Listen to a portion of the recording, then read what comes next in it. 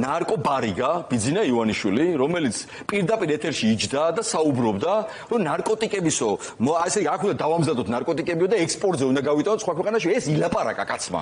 და ეხლა დინარაძის პირით გვესაუბრება, რომ თურმე რაღაცები უნდა გაამკაცრონ. და ამასობაში არ დაგვაუძდეს, თავარი ნარკოკარტელი, თავარი პატარა მინი ესკობარი ამ ქვეყანაში არის ბიძინა ივანიშვილი.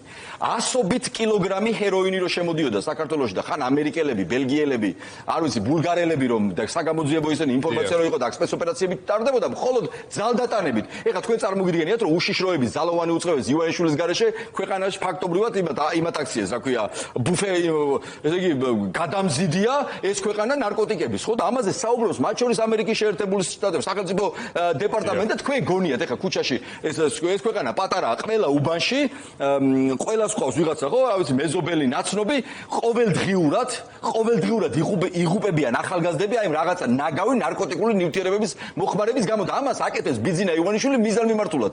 გაალენჩა ნახევარი საქართველოს და შესვა ნარკოტიკულ ნივთიერებებზე. მე არჩევნებზე იყენებენ ამ ხალხს, იმას რა ქვია, ნახევარზემეც დააყენებენ საარჩევნო უბნებზე, აიძულებენ და ყავთ ესე დღეში და ეს თავარი ნარკობარიგა, ესკობარი ბიძინა ის რამხელა ცინიზმია გესმით. თვითონ ლაპარაკობდა რომ ამიტომ მილიონები რო ვიშოთ, მე რა მოხდაო.